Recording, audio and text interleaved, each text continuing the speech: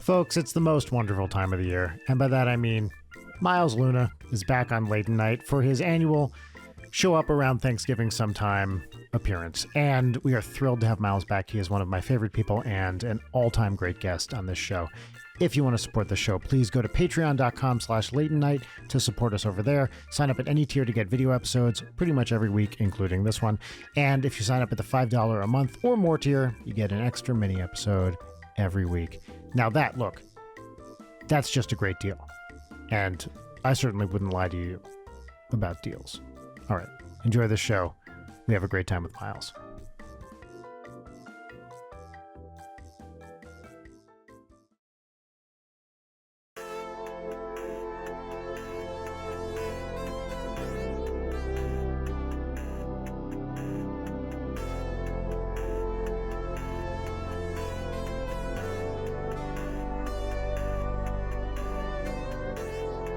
This is maybe my favorite tradition on this podcast. It's near Thanksgiving, and of course we're having Miles back on, and we need a name for this. This is what, the fourth, maybe fifth time? Annual. Wow. Yeah. How the years fly by. At a horrifying speed, might I add. Yes, the 4th annual Miles Luna Thanksgiving special. Great, sure. Pithy, as always. Yeah. Hey, that's what we're known for here on Late Night with Brian Wecht, which is the podcast that you're listening to. I'm Leighton Gray, that's Brian Wecht, and this is the unimpeachable, the beautiful, the talented, the saucy Miles Luna. At the Miles Luna. Oh with my. a wonderful Dr. Robotnik mustache right now. Thank you. It's very good. I was just saying I did it for my mother-in-law's 60th birthday party where we did a murder mystery thing, and I went kind of like Poirot with it. But I did have these circular sunglasses, and as soon as I put them on, I was like, whoa, I could kill a hedgehog in these shades. Let's go. Yeah. And I haven't looked back. Well, and of course in England, hedgehogs are pretty common pets, right? So you could find a hedgehog like post haste if you needed to. Diet if you were blue. feeling particularly murdery. Yeah, I could get really uncomfortable and on like FEMA. No, not FEMA. Wait, who are the people that watch after PETA? FEMA. I'm about to do some crazy things with this hedgehog to get on FEMA's radar. This is a international disaster violating all of the Geneva Convention rules, including the one where you can't do the cross. Rodents? What could you do with one hedgehog that would get FEMA involved? Like, legitimately. Okay, I'm gonna track down the head of FEMA and I'm gonna throw that hedgehog at him. Okay, I think that's great. the only thing I can think of. Yeah. I think that's good. Any other jokes I thought of were unacceptable to say on this show. So I was going to say, if you take the hedgehog and you spin it in the middle of the ocean enough, you could whip up a hurricane, right? And then you let it go in the direction of, it would have to be at FEMA, it would have to be the U.S. So you get the U.S. And we want to minimize loss of life, of course, so we're going to warn people. Of course. But we have a massive, maybe it just passes over Florida or something, and we've evacuated everybody, but FEMA still comes in and helps out. Yeah, so that's what I think, is you get a cyclotron or something like that. put it on a drone, attach it to a drone, like an airlift. To a drone. And as soon as it hits Florida loses all of its rings, and then FEMA has to come in and help. And there it is. Florida loses all of its rings. It's like it goes, Saturn. Hey, cheers, everybody. Cheers. We have a little drink here. What do we drink? So I'm drinking a sparkling rosé. A Trader Joe's Simpler Wine sparkling rosé. So cheap, 4 cans for like $4. Wow, you took it Legit out of a good. can and you decanted it into a wine glass? He's a man of class, Loser. Leighton. That's right. Notice how I'm holding it by the stem so as not to warm it. Is that your go-to, like a wine holding position? Because I'm more of a Well, it depends if it's a red or a white. Well, that's a red, sure. For white, you got to hold it by the stem with the You pinky don't want to out. warm it, right? Miles, can you back me up on this? Hey, if it's a red, you got to be on all fours too. That's my. Yeah. That's Licking it out of like a trough. yeah. Say With my thank you, collar. Daddy. Dog Thank you, Daddy. dish. Yeah. Dog dish, red wine. Oh. It's the Thanksgiving tradition. Who told you about my dog dish, Leighton? The mustache did. The mustache I did. am. Yeah, it's whispering all of my little secrets. I'm enjoying a Doom Bar Amber Ale, also because it was cheap and on sale at the Sainsbury's down the road from me. Hell yeah. So thanks Thank you. Sainsbury's, or maybe solid, blur that out and beep it out so they don't get a free sponsorship. And then everybody has to solid guess who knows. mid-tier grocery store. Yeah. That's the thing one of the things I've loved most is being able to walk to a place for groceries instead of getting in my car and driving for 15 minutes on the highway and then wanting to kill myself as I look for parking and then getting lost in the store. And yeah, you get it. I don't have to do that anymore. That's really nice. That's really nice. What's your beverage? Yeah, what are you drinking, Leighton? I am drinking the Arizona brand spiked Arnold Palmer, which I didn't know exist until I saw it. And I was like, well, I love an Arnold Palmer. I have to try it. The problem is that 5% ABV, but this literally tastes like the regular Arnold Palmer. Oh, you're like fucked. it does not taste alcoholic whatsoever. So Yeah. this is going to be my first drink after this. I bought these when I was in Joshua Tree doing my painting trip and getting day drunk while painting and getting severely sunburned. So these are all going to sit in my fridge for the next 4 years when I have a drink once every 6 months. That sounds like a cool trip, dude. Yeah, you should see the paintings too. I was forgot to fucking ask. awesome. We're all recording locally. Everything's Yes. on. Yeah, okay. Just make We're sure. professionals Okay. I know, as but we still, day drink on a Saturday. Even cowgirls get the blues, Leighton. I know that always as well said as that. anyone. Yeah. Well, and speaking of cowgirls, Miles, you're wearing a very Brokeback Mountain. Oh yeah. indeed. Jacket. Thank you. Very It belonged stylish. to my father. Oh. Wow. And yeah, it's cold. It's cold here. It's a thing I'm not used to from Texas. Yeah. So it's been exciting, and we've been, we're not quite trying to turn on those radiators just yet. So got the jacket on inside, getting cozy. I love it. Yeah, I'm wearing sweatshirts now. It's great. Yes, it's actually kind of for LA properly cold for fucking once, which means it's like 65. Yeah. But yeah. Yeah. I want to go now. We mentioned Sainsbury's. I'd like to talk about UK grocery stores, if we can, from an American perspective. This serves two purposes. One, we're trying to branch out from our usual demo. So I want to attract UK listeners. And also, I suspect Leighton knows less about this. I know So literally nice- nothing. So it really Great. shoves me out of Sidelines the her conversation. out of the Yes. conversation, which is a perpetual goal of ours here on Night with Brian Wecht. So, Night with Brian Wecht. I can remove the Leighton from the logo very easily. Can we make that blue instead of well, pink? I can do this. Look at this. Boom. Now we're just gone. You can also, and you're not going to wait. do it because it makes it too hard to video edit, but you can.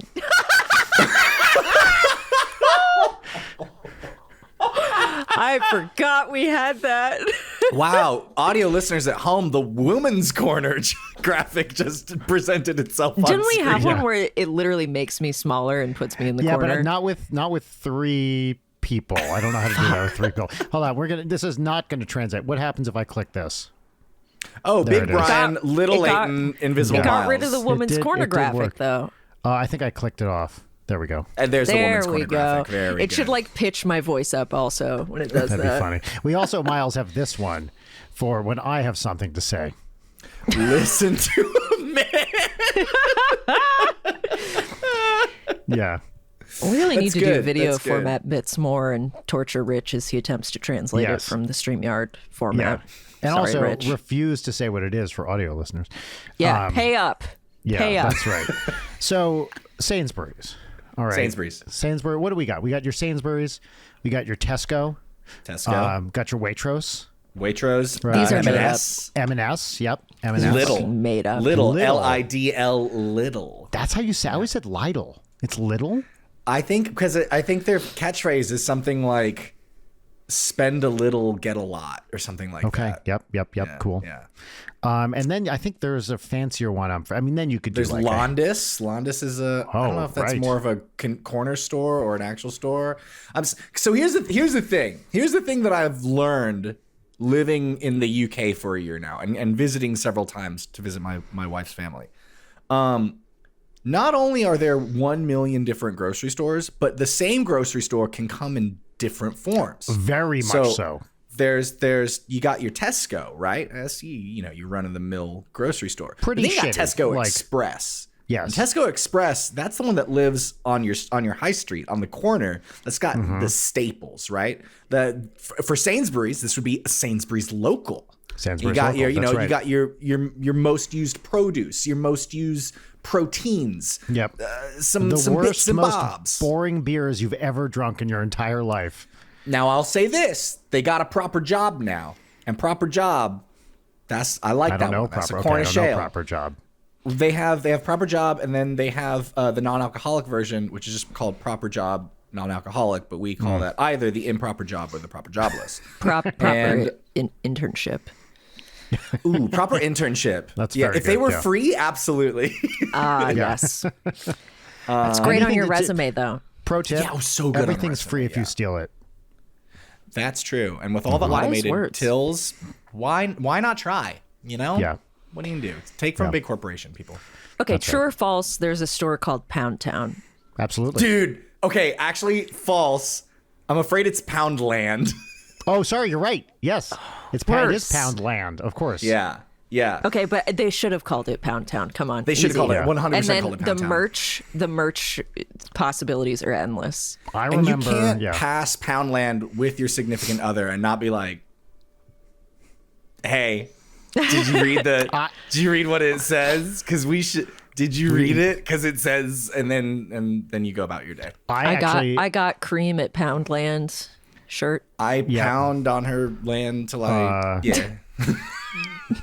I got awful at Poundland. No, they don't sell awful there. What the fuck is awful? Like OFFAL? Yeah, OFFAL. Like I got off. This is how you know it's good because I really have to get into the nitty gritty of this joke. Yeah. Got really. off, but got off. Oh, I got off, Al, at Poundland. Now who's Al? Yeah. Is he a Al friend from- of yours? No, Al from Quantum Leap. Dean Stockwell. Oh, right. Okay. of Now course. I'm back I'll on get the same Dean page. Stockwell off. Yeah. Yeah, right. Exactly. I was about to say something that I You were can no about to longer remember. provide good I have a content Poundland for this story. I have a- podcast, No, 'cause I have a this- Poundland story, actually. We don't want to hear about your sex life, Brian. Hey, speak for your fucking self, Nate. That's right. First of all, it's not my sex life. It's my what do I want to say? It's my sex living. That's what I want to do here. Wow. It's what I do for a sex living. Your sex vocation. Right. It's a sex hobby. Actually, I really bungled that delivery. Look, if Okay, you all of us do day what you drinking love is such a every good- day, Yeah, I know. then you'll never work a day in your life. Yes. Hashtag Poundland. Very true. Very true. So here's my Poundland story. I'm going to preface this by saying this isn't a good story, but Love that. Great. It was just when, let's see, I know when this was. It was right before Audrey was born. So this would have been, we did a baby moon, like one last trip before we have a kid, to Bath in the UK. Nice. A weekend trip to see the Roman baths and whatever the fuck else is in Bath. And that is the first time I ever saw Poundland, I think, because we'd been in the UK about a year, but, you know, I don't know, I guess I hadn't seen a Poundland. And I took a picture of this Poundland and posted it to the NSP, you know, Twitter nice. or whatever. Yeah, as if it was made for it. Yeah. As if it was made for it, right? And somebody said, "Is that the Poundland on High Street in Bath?" And I was like, it was the first time where I was like, oh my God, we have fans everywhere now. Because it was like a year after Dan joined Game Grumps and suddenly, you know, we had this whole new fan base. And that was the first time I was like, wait, this actually like might be a real fucking thing happening. Oh, wow. Right Wow, now. all And because this of Poundland. all because of Poundland from our like beautiful. shitty B&B in Bath post this thing, and someone knew exactly which pound, like literally the exact right one. So, Dude, people are very precious about their high street shops. I've learned this. People will compare. They'll be like, "Oh, the Sainsbury's local on such and such high street. Yeah, it's fine, but the one on this high street." And I don't know. I'm still new here, okay? I don't know what's good. I don't know what's bad, but I'm figuring it out, okay? yeah. Well, And you know what's bad? Another similarly named business is Iceland. Okay. Iceland fucks me up more than Poundland, okay? Because like Poundland's like, haha, Poundland tea. Iceland's like a place, though, guys. Now, what do you like, think it is, though, Leighton? What's Iceland? What do they sell at Iceland? Alcohol. Nope. No, well, they might, but that's not the They main might. I feel like they Chris- should. Crystal meth. thing. Good guess, but no. Again, they should. Alcohol and crystal meth. Very good. The ultimate weekend. I don't know. What does Iceland sell? Miles. I believe, and correct me if I'm wrong, Brian, I believe Iceland is the type of place, it's kind of Dollar Tree adjacent, and it's like, hey, we sell a bunch of like frozen meals. That's correct. It's like Oh, cheap that frozen rules. food. And it's almost all frozen Stoner's shit. dream. Yeah. Now, I only would went in love one, like, going to Iceland. a handful of times, so I don't have clear memories of it. But basically, it's frozen food. Yeah. On the subject of Stoner's dreams, I need to take a moment here. You've given me this platform, and therefore I shall stand atop this soapbox, and I need to tell the world something. All right, both listeners, heads up to this. Guys, British food's not that bad. 100%. Okay? British food's not that bad. Now I'm going to tell you this. The optics of British food, fucking terrible in the gutter bad. Yeah, huh? But when you think about it, okay, so I'm going to tell you what I had, and this is not a joke. I had this for dinner tonight. I had baked potato, or as they call it, a Jackie P. Jackie potato. Jackie P with some butter, some cheese, some tuna mayo, and some baked beans on that. Whoa, And hold up. Tuna mayo? Yeah. That's tuna take salad. Tuna, put a little bit of mayo in there. Just tuna I would salad. not call it tuna salad. Tuna salad, I feel like you got to get some eggs, some celery, some dill pickle. This is just tuna mayonnaise. But tuna mixed with mayo. That's it. Okay. Tuna And mixed with some mayo. baked beans also. And some baked beans, hot baked beans, put it on there. Boom. Now, I'd say those ingredients to you, and you're like, love yourself, man. Come on. You can do better than that. But think of it this way. You're stoned in your apartment. You cannot go out and get food. You DoorDash. No, we're not doing that. We're not paying for DoorDash tonight. What do we have around the house? Ooh, hold up. Hold on. I think I could. Yeah, I could make a baked potato. And what else do I have here? Oh, shit, yeah. I got a can of tuna and just, fuck it. Let's throw some baked beans on there. British food's stoner food. British food is easy to make. It's cheap. It's filling. Greasy and as fuck. Actually, it's greasy as fuck. And actually, it's delicious. Yes. The ultimate hangover breakfast is a full British. Right. Full English. Yes. Sorry, not full. Full English. I'm a fan of full English. I will say, I can't defend all restaurants in the United Kingdom, because some of these places I've been to it, I'm like, y'all can put salt on peas. Oh, like yeah. I'm not gonna get mad at you if you do that. But a bunch of other places, they figured it out. Cut down the sugar in the baked beans like 50%. They're so fucking sweet. They're so sweet. Yeah. You're really But not selling me on this. I and that's fair. And look, and I'm bringing up like the dodgy examples. You still got your like, hey, you got like a chicken and leek pie. They got meat. They got meat pies. Oh, dude, they got the meat pies and are vegetable cheese incredible. pies unlocked, Yep. and they got sweets and pastries. Okay. Obviously, France better at pastries and stuff, but we're proximity-wise is good stuff. We used to go to this place called Pie Minister in Borough Market and get pies, and we would get like 5 pies and then eat pie for like 3 days straight with Coleman's mustard. Oh, I've met the minister. Oh, really? I'm a big fan of his work. Borough Market's one of my top 3 favorite places in London. Absolutely. Do they still have the Spanish place that does like the duck sandwiches? I think on a BAP. I don't know. Like, I don't know if they do. So That Borough place I love. Market, it's Sweet like Baps. Yeah, sweet baps. That's right. The market, sweet fluffy baps. They're just swinging around everywhere. And you know what you do when you see a bunch of baps, Leighton? What? You go. You really get up on them, and you just like get in there. Yeah, right? it's true. It's true. Yeah. Yeah. I did not know what a BAP was until I got here, and then I was like, "Oh, it's just like white bread with butter on it." And then they put this is like again a floured where things get kind of weird. Where it's like, what are the things we can have for breakfast, guys? And you got the beans on toast, and I'm like, oof, I don't know about that. And then I had it. Agreed. Again, it's just pretty solid, cheap stoner food. It tastes Not my pretty good. favorite, but yeah, it's okay. Yeah, I'll tear up a beans on toast if offered. The ones I almost have more of an issue with is when it's like, hey, do you want like a? Oh no, it's not called a BAP. They're called buddies. Do you want like a sausage buddy or bacon buddy? Where it's like again, like in fluffy this, roll. the Air Bud franchise, like the Santa Buddies or the Space Yes. Buddies. Yeah.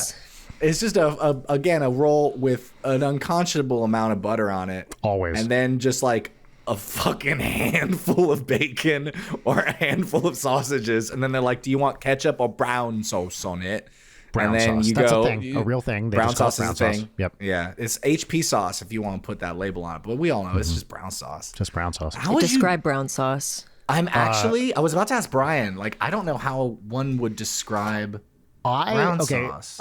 My first description is something I've tried a million times and has never clicked for me because it's always like, I don't know, it's like it's the same consistency as ketchup, maybe a little less viscous.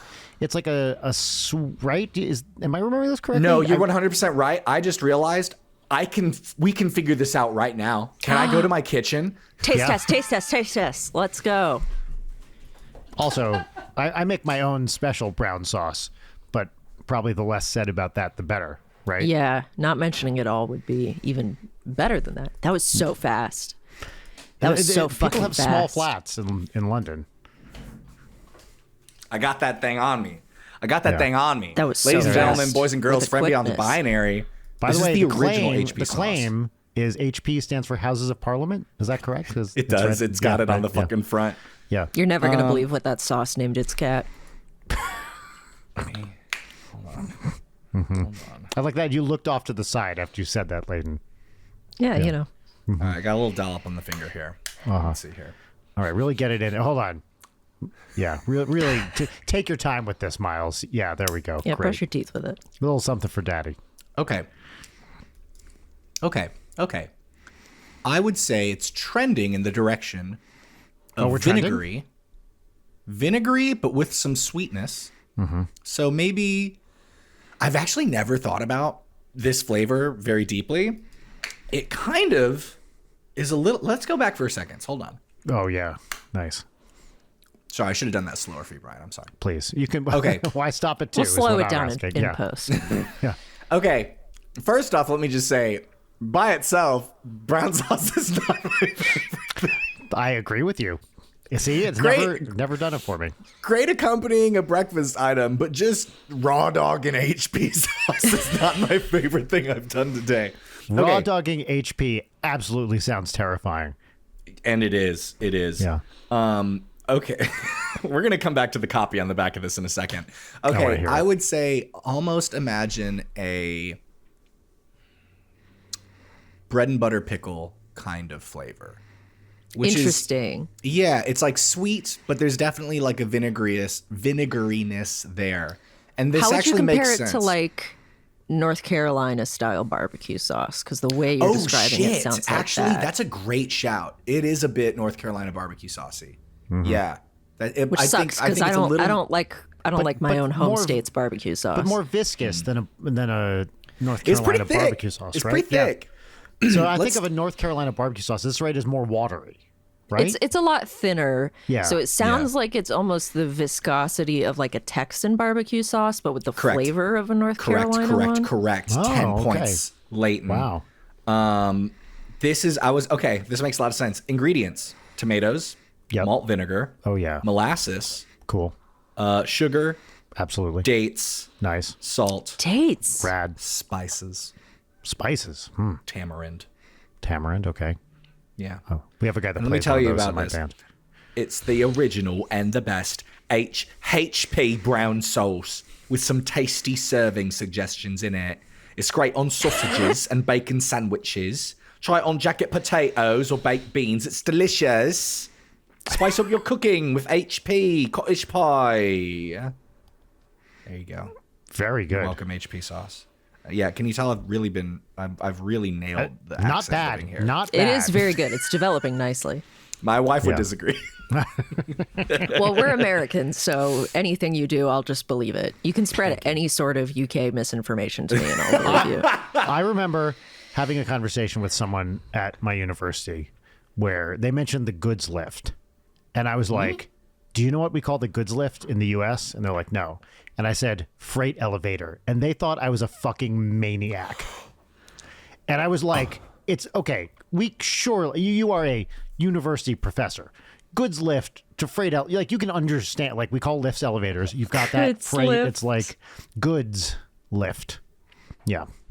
I almost lost my damn mind when I was trying to buy dishwashing soap. Mm-hmm. I was looking on the like little shopping Sainsbury's app, just like, come on, like dishwashing soap. It's because I don't want detergent. I tried everything. Do you remember what this bullshit's called, Brian? Is it called washing up liquid? It's called washing up liquid. Yeah. What in the whimsy?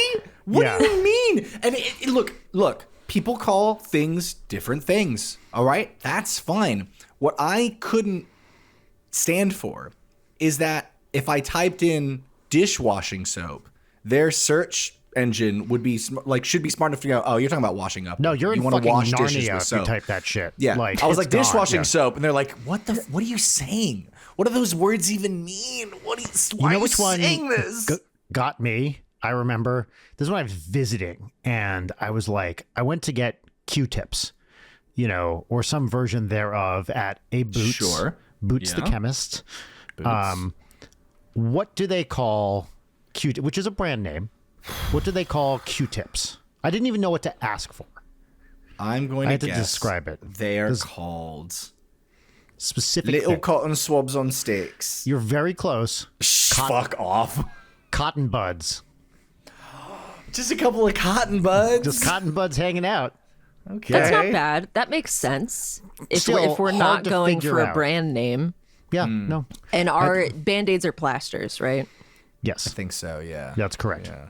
Plasters. Yeah. So but there's this cultural, dissonance is very real, and it takes a while to. Sometimes you're like, what would another word for this even fucking be? Like, I can't. You don't understand dishwashing, like dishwashing, whatever fluid, liquid, Washing up liquid, dishwashing soap. Yeah. Yeah. Something that. Go ahead, Lane. Are there any of these that are better than the Americanized version? Oh, in terms of the generic product, not really. I think it's pretty much Or just the general same. terms like boot. I was gonna say you talking names, terms. just names for stuff. Names. Yeah. I mean, you could defend lift over elevator for, because it's so brief in comparison. Yeah, but we're I guess. elevating women's voices. Yeah. We have a woman's corner here. Thank you for putting that up on the screen, Brian. Thank you. Yes, of course. Can you lift it up the screen, or I are we making can't problems? change it without possibly. People who are listening to the changing the audio-only recording. version, you won't believe what this woman's corner graphic is doing as it elevates It's getting across. smaller. Oh, wow, and smaller there it goes. And smaller. There it's going. I did get thrown off that the second floor of a building. Oh, you is mean not- the first floor? Yeah. Yeah. So they have the ground floor, and then they have the first floor, and then they have the second floor. Ground Zeroes feels like a bad cultural appropriation of American culture. Great job. That one really Thanks. tripped me up. I'm trying to think if there's a thing that's a better phrase. I do like bin over Bin's a good. garbage can. It's quick. There's a specific thing. It's not a name, but it's something that I have adopted personally as a convention, which is abbreviations like Ms. or Doctor, not putting the period at the end of it. So, because you know what, you're not confusing anybody. The abbreviations are fairly unique. So name's I have Ms. stopped putting periods after Dr., Mr., whatever, You these freak. That's brave. abbreviations. That's brave of you. But it is standard British convention, and I think that one makes a lot of sense. Because the other thing is sometimes you put a period, right? You're typing, you put a period, and whatever you're typing on thinks, oh, you've stopped. Now you're starting a new sentence, and it fucks you up, right? So if you're texting and you're putting periods in, it can mess up the flow. So I like doing these abbreviations without the periods. I think that makes a lot of sense personally. The thing that I am scared of. So I know this guy here named Brandon who's originally from Louisiana. He's now lived here for 10 years, and his accent's just doing stuff. Yep. He'll be like, "Yeah, man, I was down over there in the garage," and I'm like, "What? What?" Yeah. And my wife, who lived in Texas for 10 years before we moved over here, she tells me that people that she meets here in London, they're like, "What is your accent, girl? Yep. Like, what is going on there?" And I'm afraid of what I'm afraid. I'm afraid of what's gonna happen. Am I gonna like Jeff Goldblum fly transform into like this strange hybrid vocal thing? I don't know. I think you will. We have a neighbor who lives a couple houses down from us who we're good friends with, and she is British, and to me sounds like 1,000,000% British. And according to her, she's like, "Oh no, I go home and people are like, what the fuck is wrong with you?"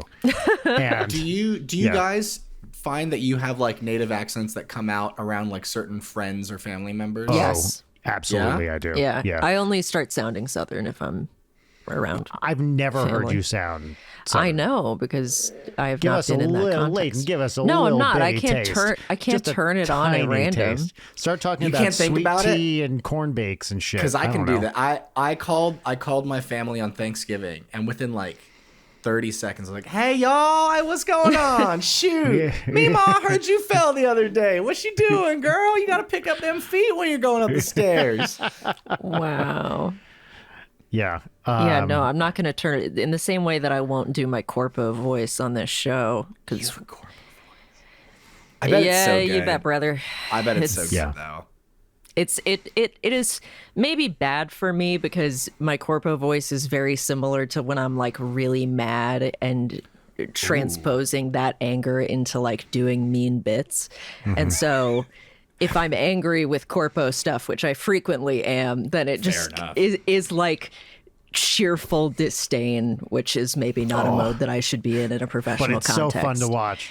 Oh, but it's worth it. I mean, it's worth it just because talking to corporate middle management, I don't think they know what to do with it coming from a woman. So it becomes a position where, like, I get a little bit more bargaining power in the call. And the just woman's corner's because I'm back. being bold and mean. Yeah. Brian, did you back have like a about 100 lecturer's times. voice? No, but I will say I do feel like when I was lecturing in England, occasionally I would start to sound more New Jersey, which I never had like a thick New Jersey accent. You know, I grew up there and spent 18 years there. But I will sometimes I'll launch into the like, I'm trying to think of a phrase that would get me there. Like, yeah, well, if you do this over here, not like that, but sort of like a New Yorkie kind of. It's not what I just said, and I can't think of a good example of it. I See, really it's wish not I easy could. to turn it on, you motherfucker. But a Southern accent is easier than a New Jersey accent. Whoa. I'll be like, what are you doing? What are you doing? Come on, what are you doing? That sort of What are thing. you doing? I can hear Hey, that. what are Yeah. you doing? All right. I watched the Occasionally. producers the other night, and you can just watch Yeah. anything with Nathan Lane. Anything Yeah. Nathan Lane Oh my does, that's God. right.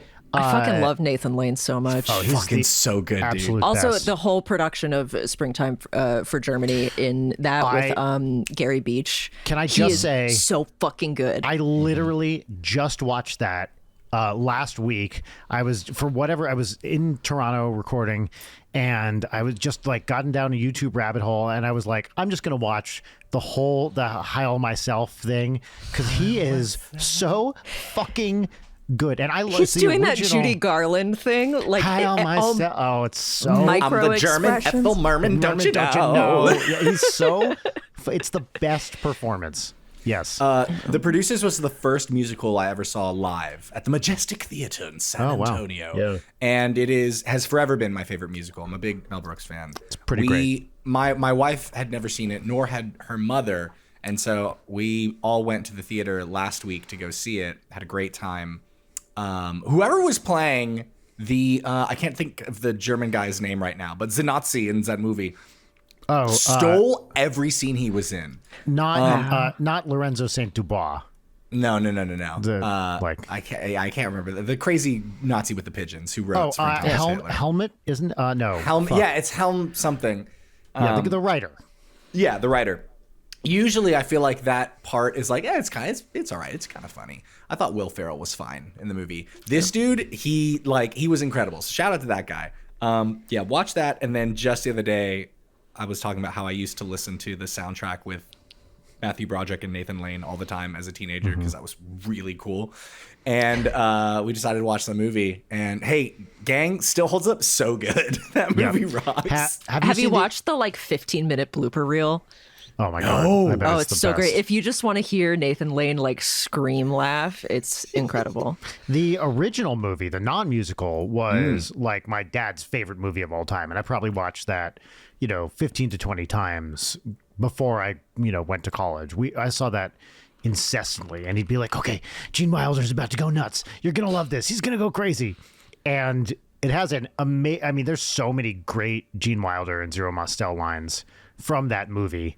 That it is really, really worth it. The one my dad really loved was at one point Gene Wilder's I can't remember if this made it to the musical version.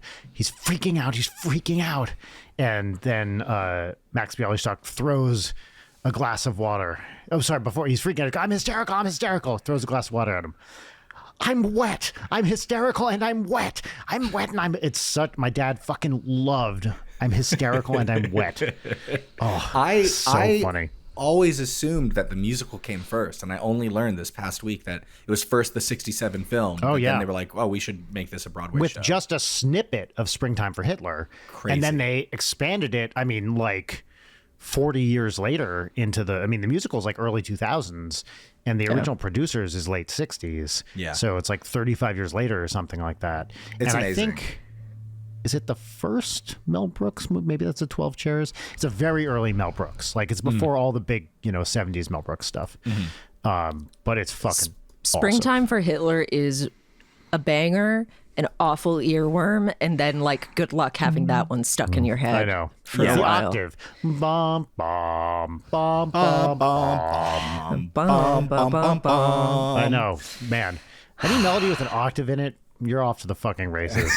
It's great. You know what? Speaking of Nathan Lane, I rewatched The Birdcage recently because I've just been on a Yes. spree of So rewatching great. my comfort movies, which I think if I'm making a list of like my ultimate comfort movies, like the other day I rewatched Donnie Darko and American Psycho for a rhyming double feature.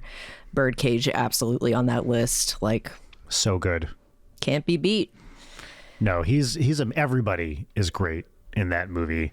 Hank Azaria, Robin Williams, Gene Hackman Nathan is Lane. fucking. I was showing it to our mutual friend who was Yes. like losing it every single time he opened his mouth with good reason. He's very, very funny and very sweet too. Like I love the Robin Williams Nathan Lane relationship. It's so cute. They have that scene on the bench when Nathan Lane is running away. Oh, that's like such a sweet moment. Yeah, and Val is a movie. piece of shit who should be executed. Did you guys see most- Dix the musical? Oh, sorry. I did. I was expecting to love it, and it did not hit for me quite as hard as I was expecting to. I find that musical very divisive. I went in knowing nothing about it and came out the other end really enjoying it. But particularly the bloopers with Nathan Lane in that movie where he's just Yes. like, I've won awards. What am I doing on this fucking set? He was great. I love that Josh Sharp and Aaron Jackson, like that whole group of comics, Bowen Yang, like the whole New York like young gay comic scene. I think there's so many amazing people who've come out of that. Rachel and I watched the movie together, and I was like, I've heard so many great things. This is going to be the best thing ever, and it just didn't quite work for me in the way I wanted it to. That's always such a bummer feeling where you're like, let me love you, please. Yes, but lots of great moments, like for sure. I don't think I love the songs as much as I really wanted to. Yeah, I enjoyed it more as a yeah. comedy than a musical for sure. Yeah, Although the Sewer Boys, the concept of the Sewer Boys. Boys is Very in the cage. Yeah, very delicious. very funny. It's really good. Yeah. Okay, Brian and also Miles, are you a musical head the way Brian is? I wouldn't say I'm a musical head, but I do enjoy musicals very much. Okay. Do you have, Brian and also Miles, a musical that you just like fucking hate? Oh yeah, a lot of them. Like pop off, please. I Because mean, I don't like musicals. Generally. pretty much a lot of the Andrew Lloyd Webber stuff I think is insipid trash. I loved Phantom as a kid. I loved Cats as a kid. All the stuff. And I listen to it now, and I'm like, this is the most basic shit imaginable, and I don't want to have anything to do with it. The Andrew Lloyd Webber stuff I really don't like. I also really don't like a lot of like the more modern rock musicals. I got no problems with a rock musical, but to me, a lot of modern stuff sounds exactly the same, and the songs are not memorable, and they feel like someone doing a parody of a modern musical. I'm trying to think of example. Like a lot of the kind of teen-oriented musicals, like I know a cult favorite is Be More Chill. That does less than nothing for me personally, but I'm also definitely not in its target demographic, which is teenagers. So, but that specific type of musical, I really dislike. What's your thought on Dear Evan Hansen? I've never seen it. I like the music. I've listened to the original cast recording, and it seems okay, but I've never seen the musical. It's crazy because from what I know about it, it's just World's Greatest Dad. Pretty much, yeah. I haven't watched that movie in a while. Yeah. Yeah. But, and the other thing is, I think when a musical is good, and to me, of course, the all-time best is Sondheim, like, that is true art at the highest level. Like, there is nothing better to me than Sweeney Todd. Bold statement. Oh, yeah, because it's got, like, a Sondheim musical. You've got... What is it? Wait, sorry, what is this? Stephen Sondheim is, I think, the best Broadway composer, certainly of the last 50 years, maybe of all time. His music was, like, complicated, interesting, just purely from a musical perspective, brilliant. But also... The lyrics are incredible. You know, he was a truly incredible lyric writer with great sense of rhyme, and just very, very smart guy. And the themes of the musicals themselves it's not baby shit. Like, it's deep, complicated, weird, off-putting, occasionally horrifying things. So, it's not baby shit. It's such a funny thing to say. Like, I think they are for adults and engage on an adult level with everything across the board. I'm not going to say they're all, not everything he did is a runaway success, but he's got Sweeney Todd, Company, Follies, Into the Woods, which actually people love and I don't really like as much as other people. But lyricist for West Side Story, damn. Lyricist for West Side Story, that's right. And I mean, truly one of the great geniuses of musical theater, if not all of art ever.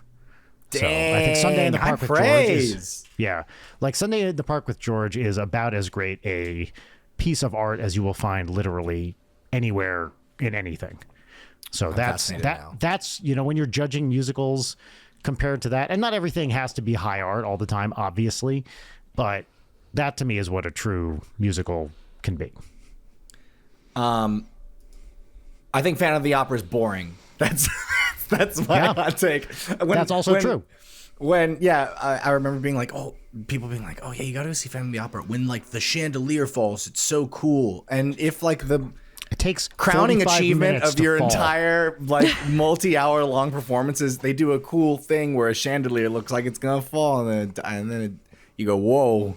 Okay. Yeah. Wow. It's like, have you even seen the Waterworld stunt show at Universal Studios? They set a whole fucking plane. There was an era in Broadway when they tried to do, like, a bunch of shows had one gigantic fucking crazy set piece. Like in Miss Saigon, a helicopter landed on stage. That's crazy. Like, and they kind of, they became known for this one crazy thing that happened. Who directed this? Vic Moore?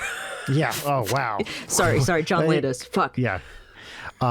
Still a timely and sensitive reference, lady.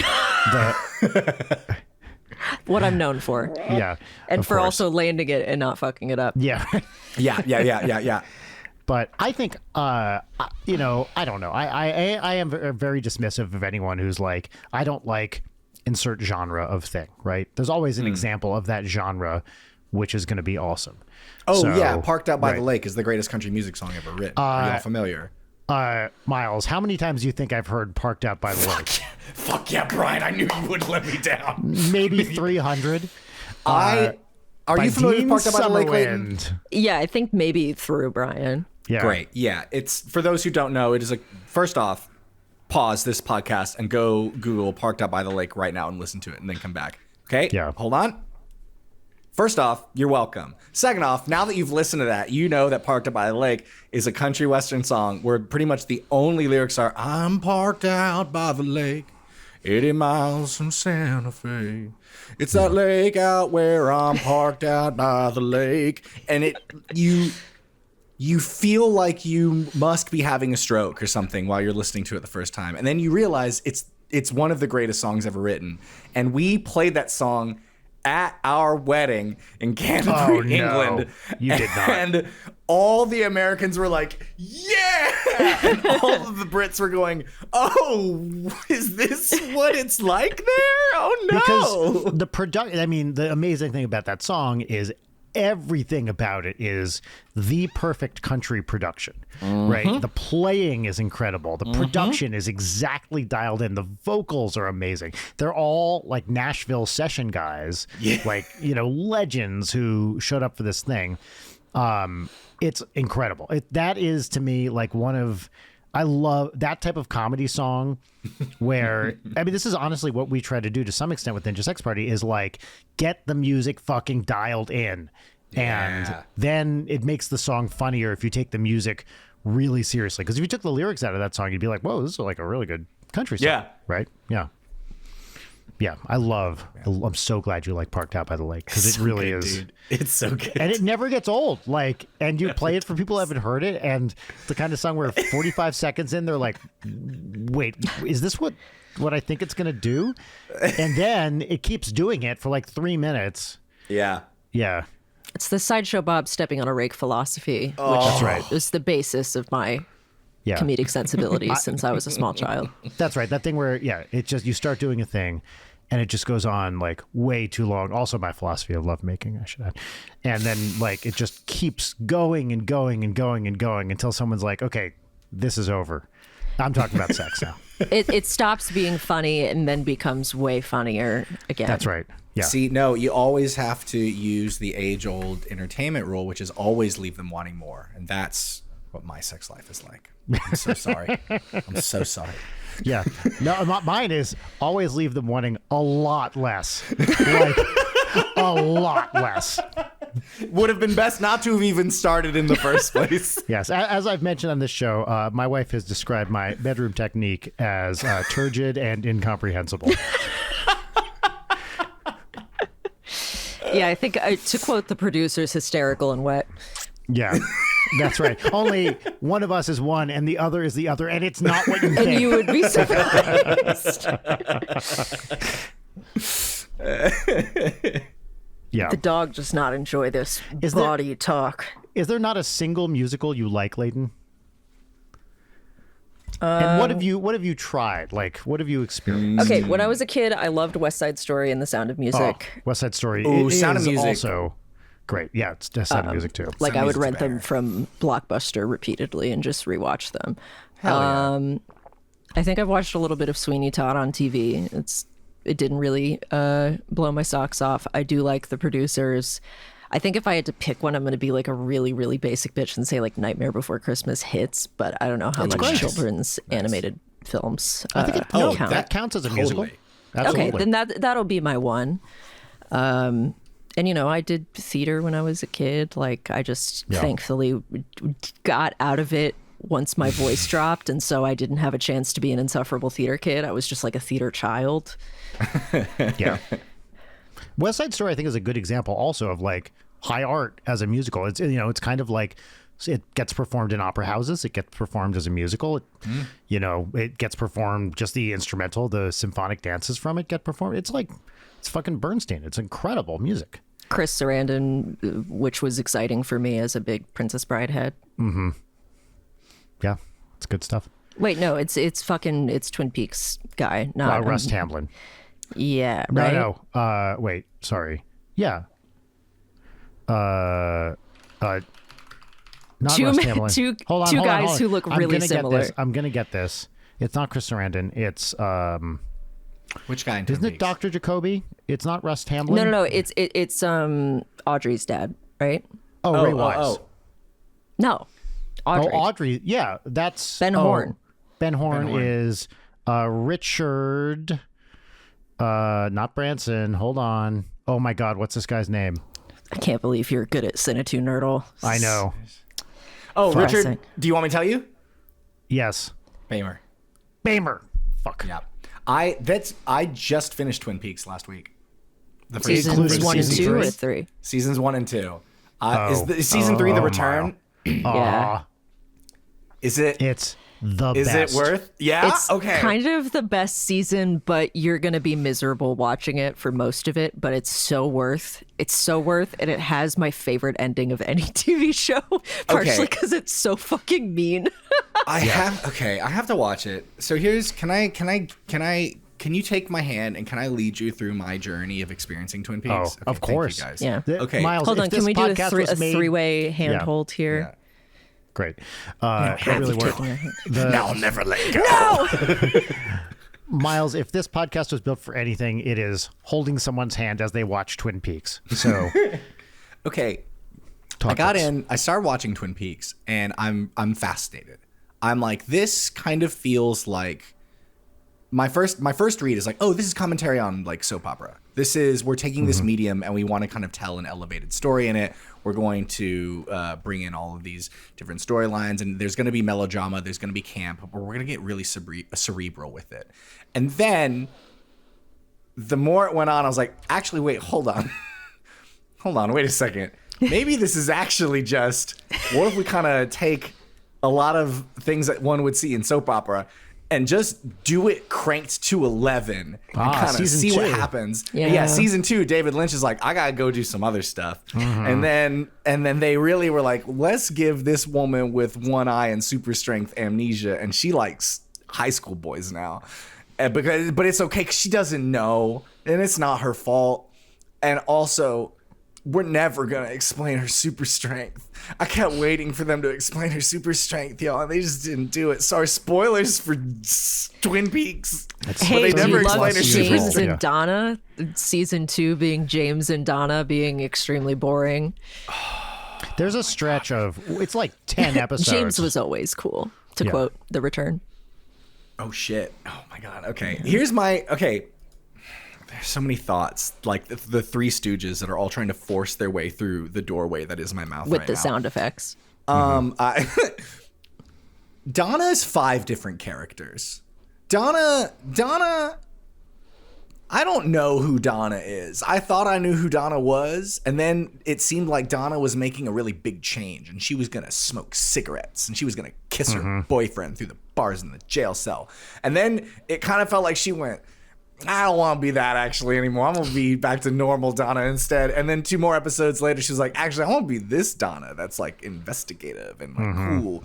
And then a few more episodes later, and she was like, actually, no, I'm the Donna that likes to fuck again. And I don't know who Donna is. I watched 2 seasons of that show. I don't know who Donna is anymore. I thought I knew, and I don't. If you really want to not know who Donna is, and this is mandatory, Miles, this is really important. Before you watch The Return, you have to watch Twin Peaks Firewalk with That's me. correct. Is that the movie? Is it the movie? Is that the movie? It's the movie. Yes. Fuck, okay. It's okay. It's the saddest movie of all time, and you're going to be so fucking miserable watching it. But that's the key to understanding Twin Peaks: The Return. Okay, because it's so important. The mythology of The Return has basically all of its roots in Fire Walk with Me, and if you forget what happened in Fire Walk with Me, you're fucked. The Return, you'll still enjoy The Return, but it will make a lot less sense to you. Because look, season 1 and 2 is a show that is ostensibly about Laura Palmer, but that removes her humanity from the equation because it's about how other people saw her, the role that she played in other people's lives, the way that she was sexualized. The whole thing is about her, but not about her. Twin Peaks Fire Walk with Me is about her and her suffering and what she went through and how it ties into the mythos of the show. Yeah, it's like her final days, essentially. Oh, shit. And it reveals her as a much more complicated character and like the inherent darkness behind the quirky diner whatever of the first 2 seasons. And The Return is straight up an 18-hour fuck you towards people who just wanted cute diner stuff and like constantly reminding you what the show was actually about, which is this teenage girl bleep bleep bleep bleep. Yeah. Okay, this is the other thing. Okay, I'm excited to watch this now. Don't be, you're gonna have a bad time. It's one of my favorite movies ever, but it is it's rough. It's a rough could not grasp the tone of this show for a while. Well, it's all over the map. I was super in the first time Bob showed up, which I couldn't believe was just a guy that worked on set. They were like, hey, total accident. get in the shot. Well, you look, also, be crazy." Miles, I'll say you've got kind of like a good Bob vibe about you a little bit. I'll take right? that. I'll take Climb that. over the couch. Yeah. Yeah, do it. Actually, but that's when he does that, and it's the fucking best. I was locked in for that. Yeah. And then it's anytime the gumshoe detective noir, like you'll go from like something like someone's crying and they're talking about like the death of their, daughter, the death of their friend, who Laura Palmer was, and then it's boom, boom, boom, boom, boom, boom. Yeah. Boom. Hey, I got some donuts for you, Agent Cooper. Agent Cooper. Agent Cooper. Agent Cooper. And I love it, but I was just like, I think that's what really, really grabbed me was every time I sat down to watch that show, I was like, let's roll a D20.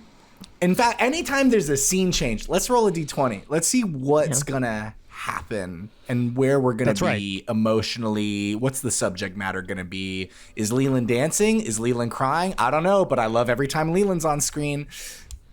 He's the best. My favorite character is Leland. Well, I was about to ask, and also, how did that go for you? The culmination of Leland's arc. I kind of loved it. Because it was just so out there, man. Yeah. When the sprinklers are going off and he and Cooper, I remember I watched that show when I was in high school, and I think my phone lock screen was like wet Agent Cooper for 3 years. Hell yeah. Something like that. But I think you're right. It's the tonal shifts that, at least in the bulk of the show, really work, and you don't know, are you going to get kind of quirky mystery? Are you going to get straight up horror? Are you going to get soap opera? Are you going to get, explicitly comedy at some points? That it blended very, very well until a long stretch where it absolutely didn't. Yeah. And then by, the very end of season 2, then we're like, okay, we're back, and this is fucking awesome. Season 2 finale slaps so fucking the best. hard. It was absolutely wild. The best. I was way into that shit. Yeah. But yeah, that's one of the things I loved about it. I mean, I watched it when it was on because I was in high school at the time. I was watching it. What was that experience like? Was that like the water cooler like show that everybody was like? What was it like watching Twin Peaks as it aired, dude? Well, again, I was like extremely cool and popular in high school. Obviously. So I had a lot of people to talk to you about it. You were a real James. I was a real... Yes. I was like a James, Bobby, Leland mixture. I don't remember other kids talking about it in high school. Fair. But I had an older cousin who lived with us, my family, and she and I would watch it together and be like, oh my God, and that, and then went to college and met people who were really into it. But at the time, I did not have friends in high school who were really into it. And also, this is like, there are BBSs, but there aren't really places online that I could go to talk to people about it. So I was pretty isolated in watching it, but could not have been more into it. Waiting for every fucking episode. It's so funny that you watched it in high school as it was airing, and then I watched it in high school on streaming, and then trying to get my high school friends who were also all like huge nerds, but like I feel like I have shown the Twin Peaks pilot to so many people. Which version, Leighton? Which version of the pilot? The true version. I have the VHS box set that skipped. That is like the skipped version, which is sad. Also, it doesn't have the chevron. It has like a checkered pattern on it, which I kind of love. Yeah. Anyway, but I can probably count like 3 people, because I feel like with Twin Peaks, somebody watches the first episode, you are either completely in or you're out.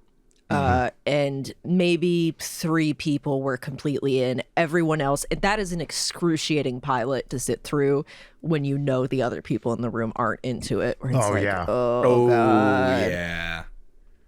I saw the pilot in college as part of a film course that I took.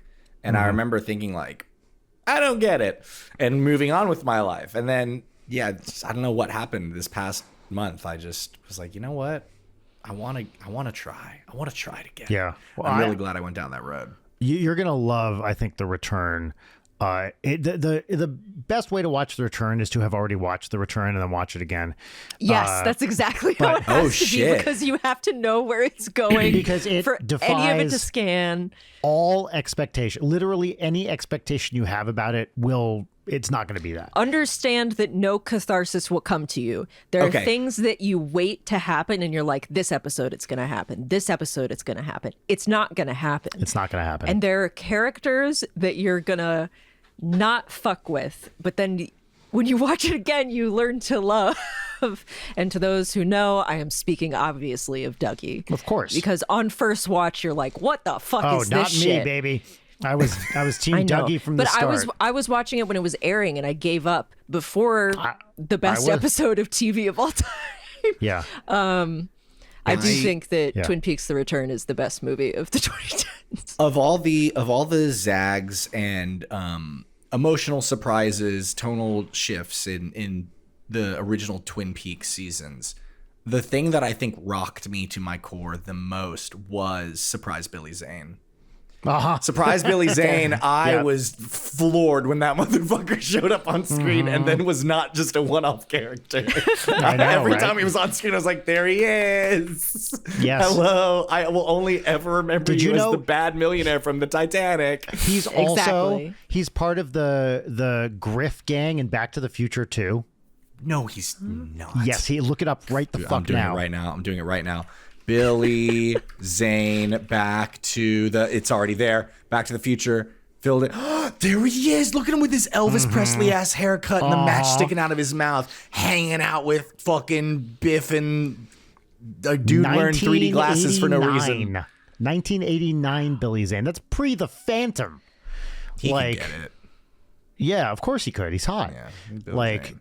This is, but yeah, that's like I don't know if that was his first movie, but it's got to be one of the early ones. He's douchebag hot, which is a very specific huge type douchebag of hot. Yeah. Yes. Who else is douchebag hot?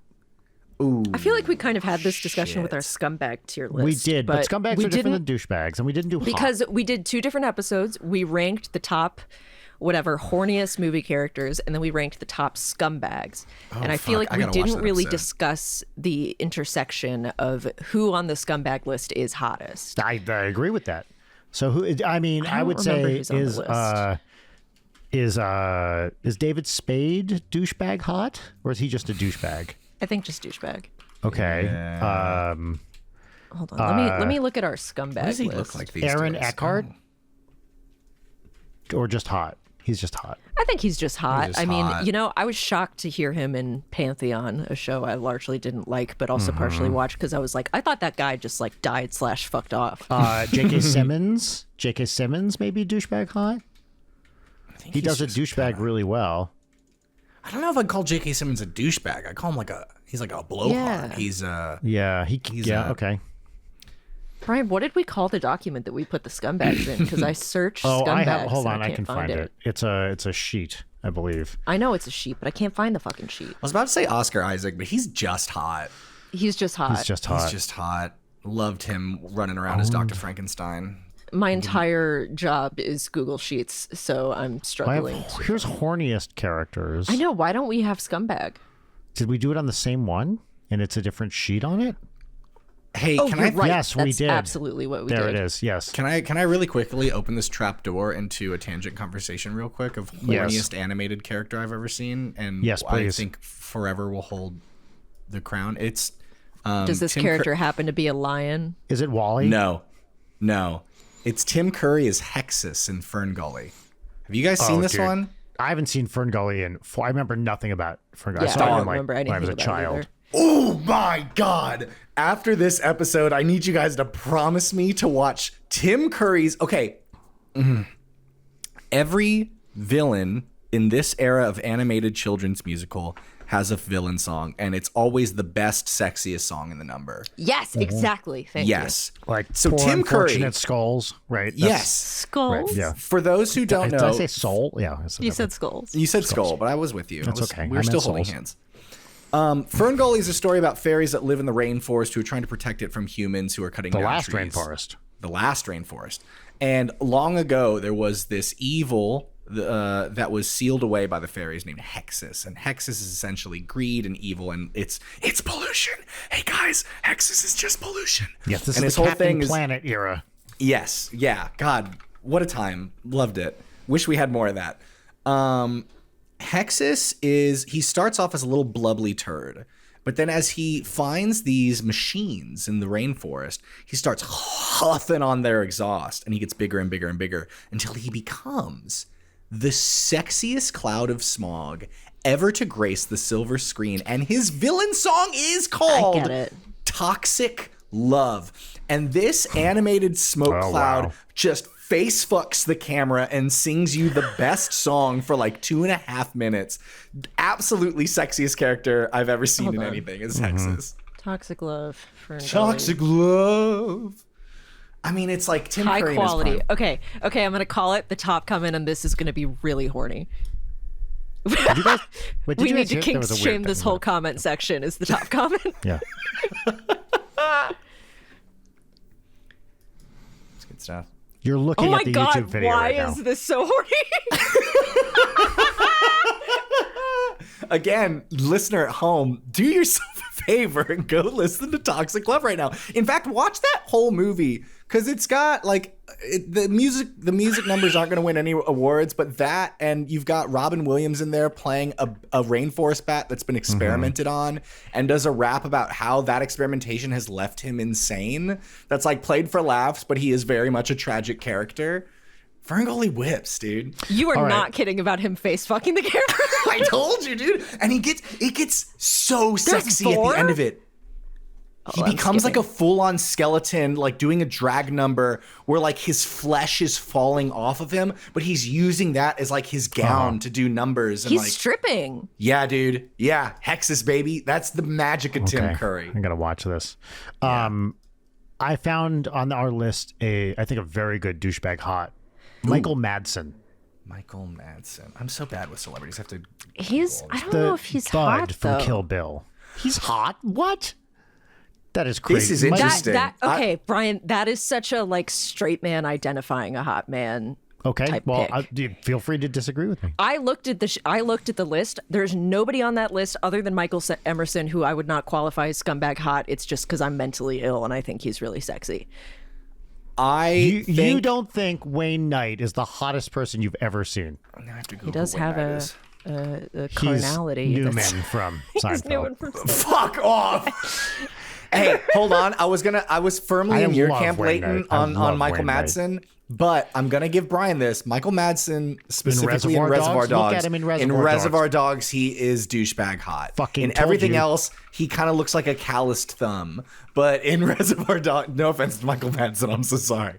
But in Reservoir Dogs, he's a hottie. I don't get it. I feel like I'm so, like, I could get horny for, like, a lamp. But I'm not feeling it on this. He's just, like, a little too... Wait, go off on that, Leighton. I want to hear more. Of my favorite sexy lampshades. Yeah, I put you in the women's corner so you can talk about it. I don't know. The lamp in A Christmas Story is pretty hot. Sexy lamp. Pixar lamp. Now that's a hot lamp. The way it just likes to bounce up and down on that thing. That Pixar lamp is minor coated. Taking away the women's corner. Straight to jail. Tink. Yes. It's really fucked up of you, Brian.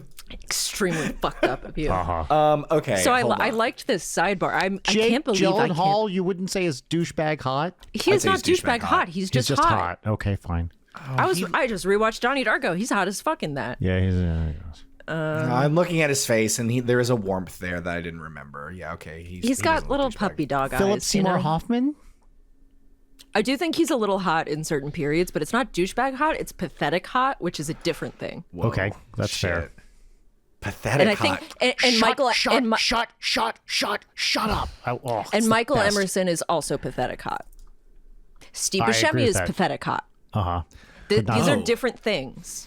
Douchebag has there's an evil energy. Pathetic is just like, ew, I kind of want to slap you. Yeah.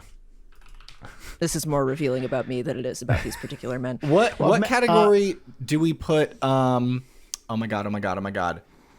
Lord of the Rings era Sean Astin into? Is that just like good guy hot? I guess, yeah. I mean, I wouldn't even call him that hot. He's a like. I think he's very hot in the Fellowship of the Ring. I think he's a hot boy. This is fascinating. He does kind of have a little of the. He's like, I'm gonna say more attractive Philip Seymour Hoffman, but I will say if this is a smash or pass or a fuck, marry, kill situation, it's Philip Seymour Hoffman fucked every time, and then Sean Astin would be like, I don't know, whatever. Sean Astin, I want to put him in a category called Luigi Mario hot, where he's like, oh shucks, I'm like, oh no, I like that. No, and you're like, but you could though. There must be. We have nobody else for the douchebag hot list. This is a. Right.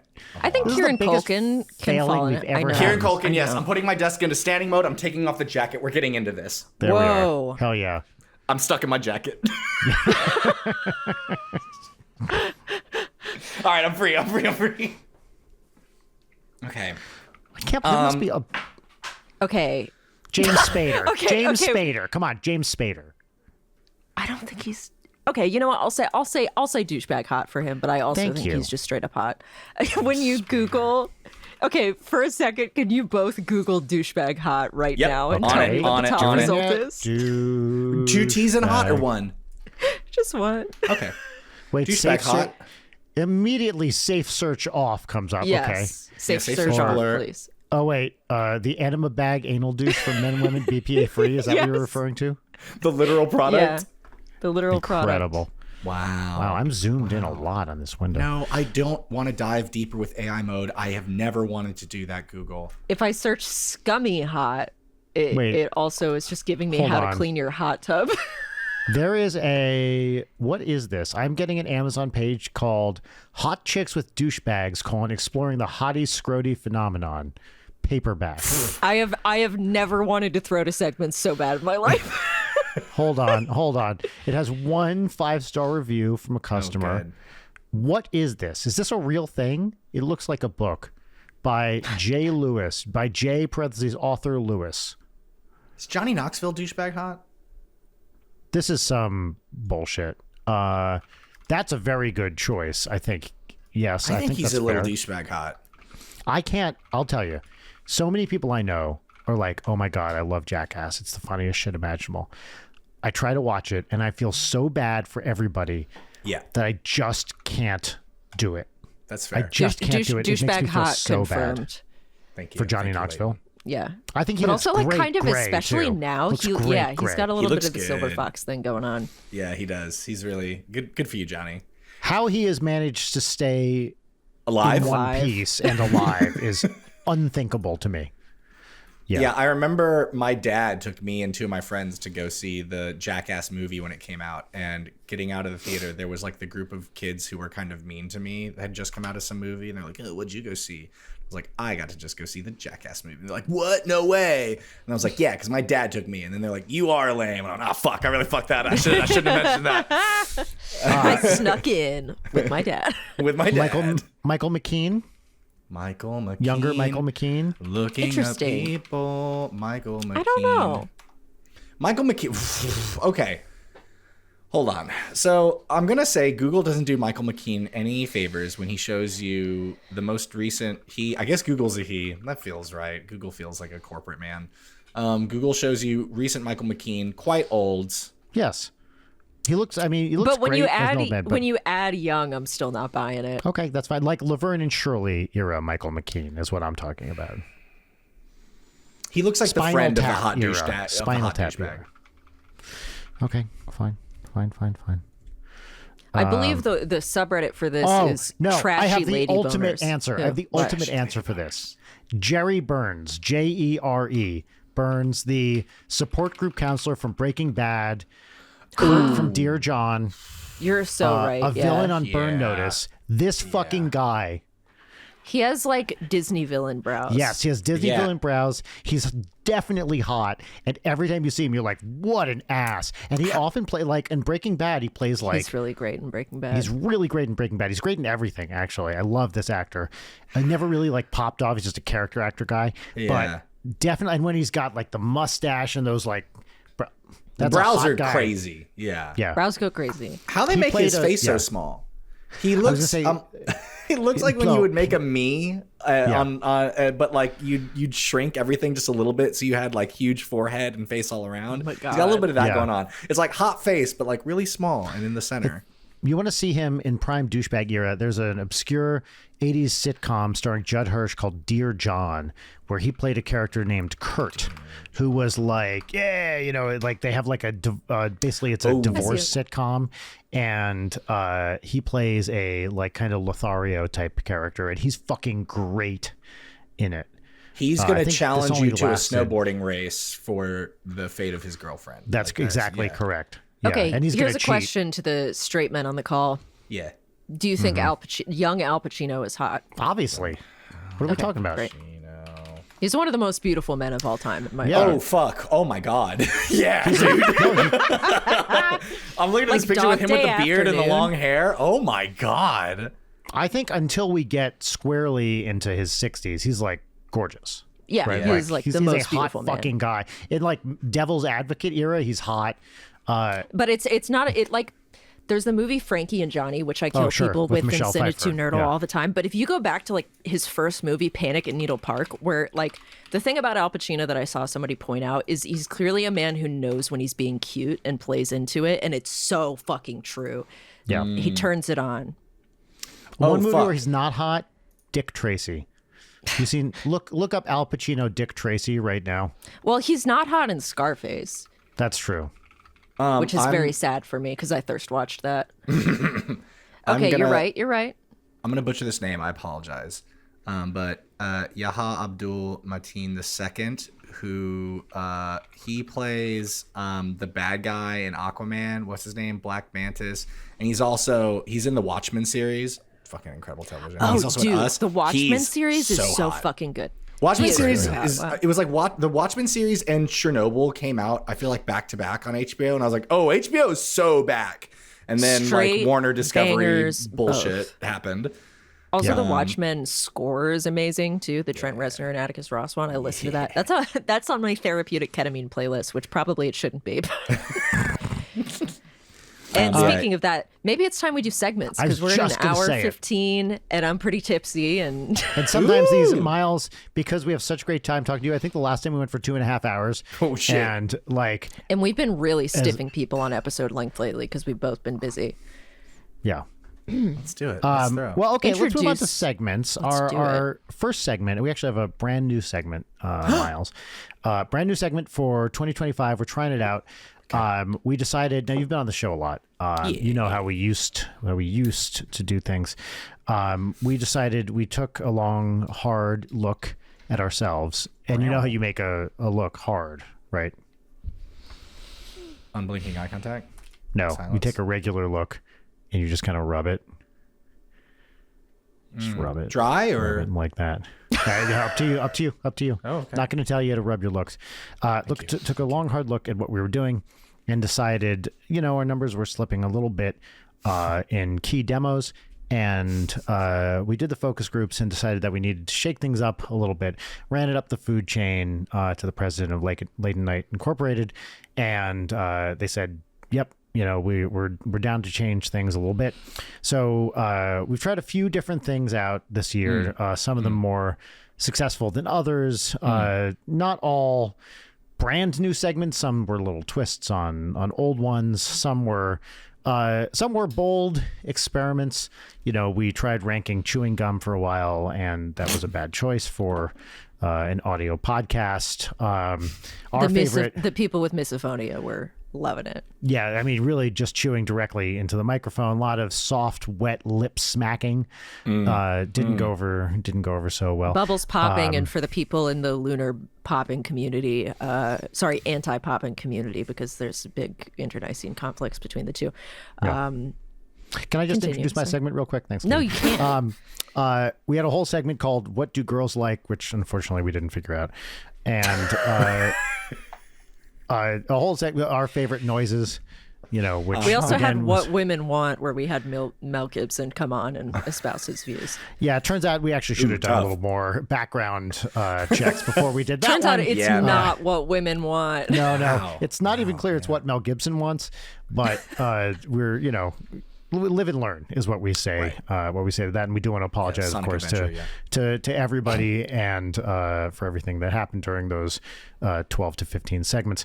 But we eventually hit on a brand new segment for 2025. This is our pop culture recommendation segment. This is where you get to talk about something you've been enjoying recently, a book, movie, video game, whatever it is. It doesn't matter as long as you've been digging it. This segment is called What's Poppin', and the theme song, which we insert in post-production, goes right here. What's poppin'?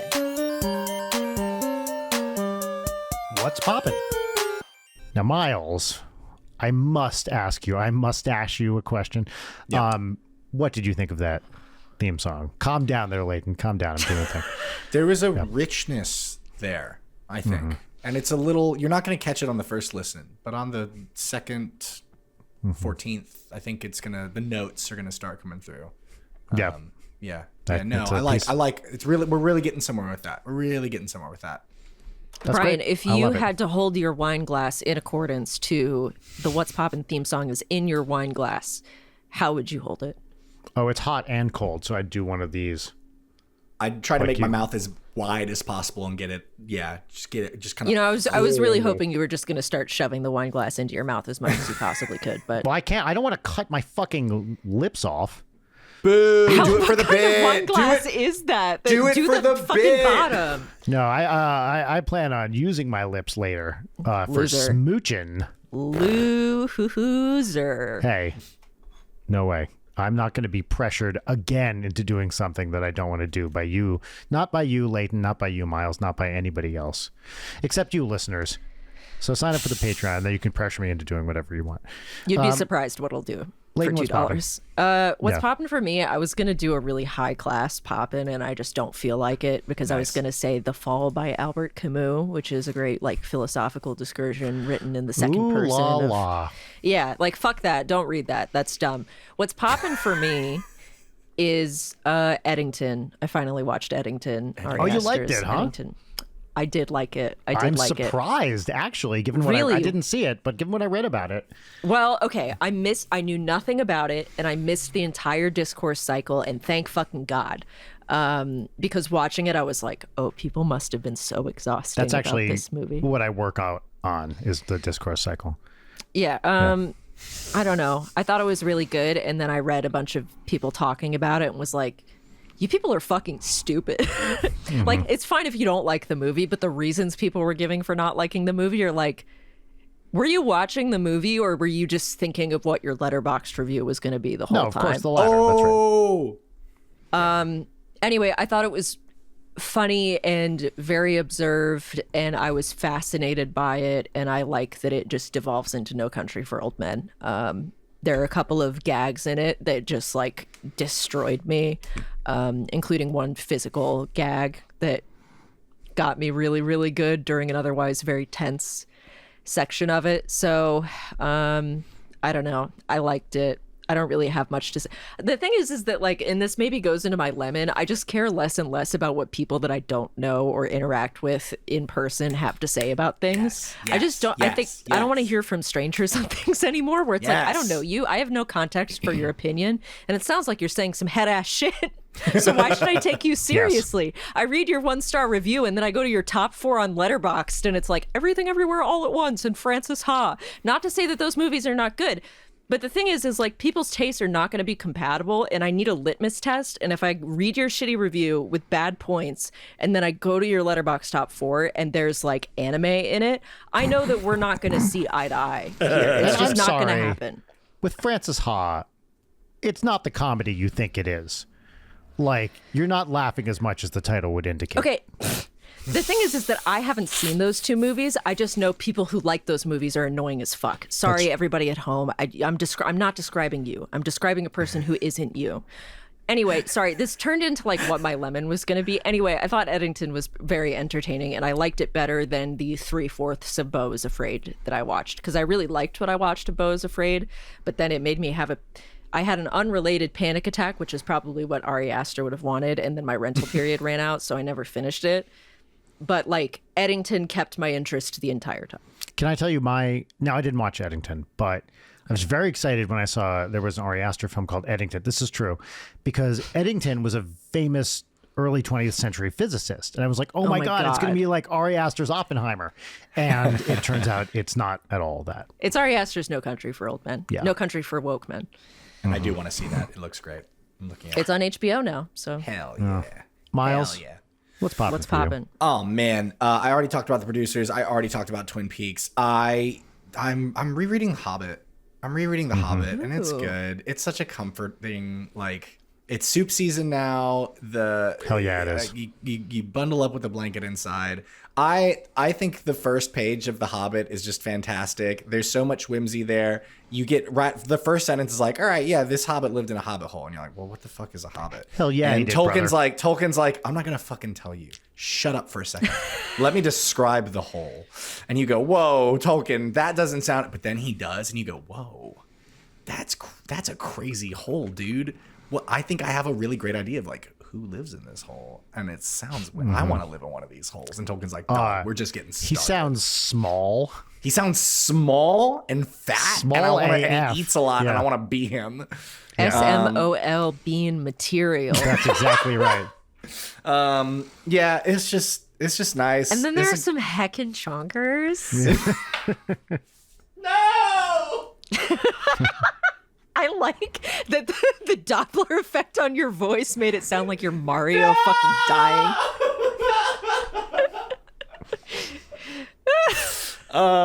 Yeah, man, The Hobbit. Heckin' pupperino. I'm gonna fucking kill myself. No. That's what I like to hear from guests. Yes. Lelols, that's my what's poppin'.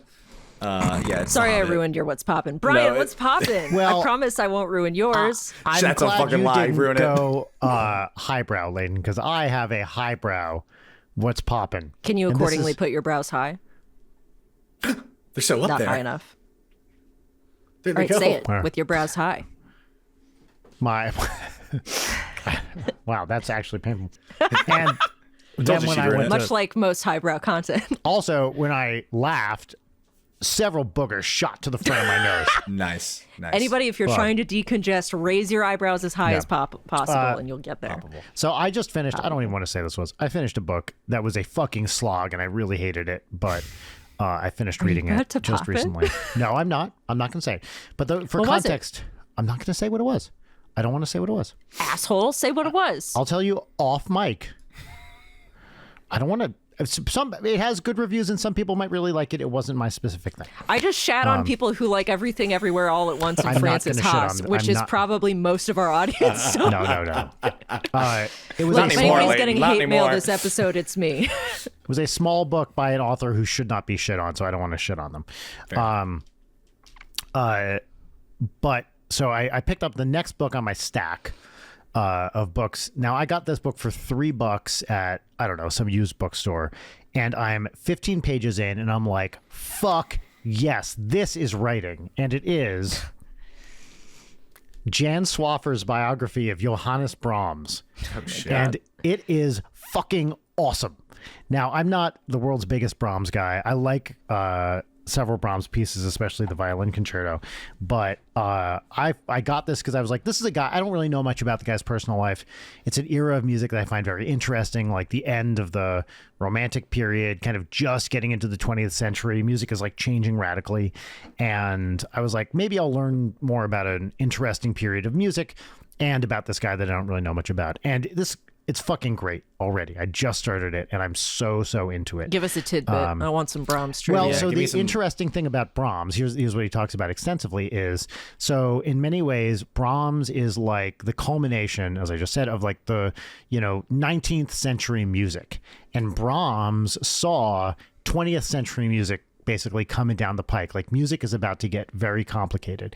And he was like completely, feted in his own life. There was a opera house with him and Bach and Beethoven on it, the three Bs. Oh my God, he's one of the greatest composers of all time. And he was like, my music's never going to survive. I'm dog shit to history. I'm like, nobody's going to remember me at all. and which is not true. He's, still widely a beloved composer. But here was a guy who could not have been more successful in his professional life. And he's like, yep, this is it. I'm done. And had no faith that he would be remembered well in history because he saw the wave of music that was coming towards him. And, with people like Mahler and people like that. And he's like, nope, I'm not going to be remembered. And it is so interesting to me that you can have someone who was, really like celebrated widely in his time as one of the true geniuses of music. And he gets to the end of his life and he's like, well, it was a good run. Smoke if you got him. Oh, and now he, when you think, like, you guys, you may not know any Brahms pieces, but you've heard of Brahms. Is a famous composer, one of, probably the most famous composers in all of history. And he absolutely did stand the test of time. And it is it's very interesting to me when you have these people who succeed and are, basically are like, I didn't really do anything. And I think a lot about, the stuff I do. And I'm like, do I have I obviously don't think anything I do is going to like stand the test of time, blah, blah, blah, or anything like that. But what I mean is it is so interesting how one's perception of what one makes can be in opposition to what other people think about it. Like you think, oh, I just did a thing. And other people are like, wow, that was like really good or really bad or whatever. Yeah. But it is very, very interesting to see a celebrated composer be like, I don't know, pretty good, I guess. Pretty mid. And then other people are like, oh my God, what a genius. And he's one of the luminaries of classical music. So I think it's interesting to see that, like, what you think of what you do versus what other people think of what you do at the highest level possible.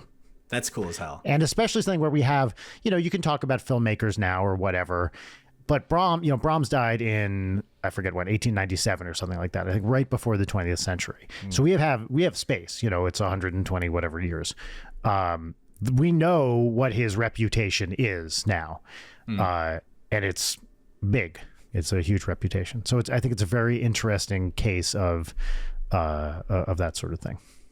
Wow. Thanks for getting your brows so high up there, man. I really appreciated that. That was nice. Also, I will pop the Brahms Violin Concerto is like the greatest thing ever. Like if you haven't heard it, go listen to the Brahms Violin Concerto. It's the best. Amazing.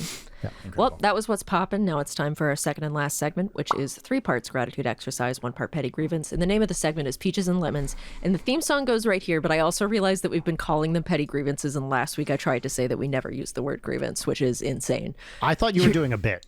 I legitimately thought you were doing a bit. I was doing a bit. I was totally doing a bit. Play the theme song. Were you not doing a bit? I was totally doing a bit. She just said she was doing a bit, Brian. Listen.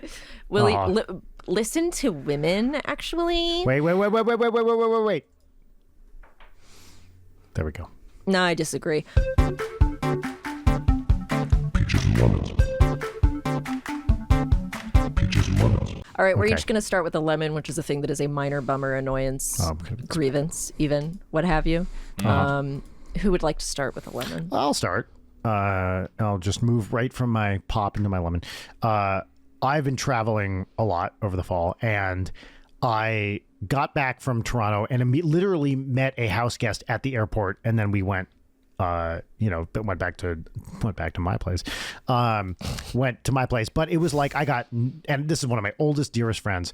But still, I had zero time off between an extensive 2-week recording session and right into entertaining.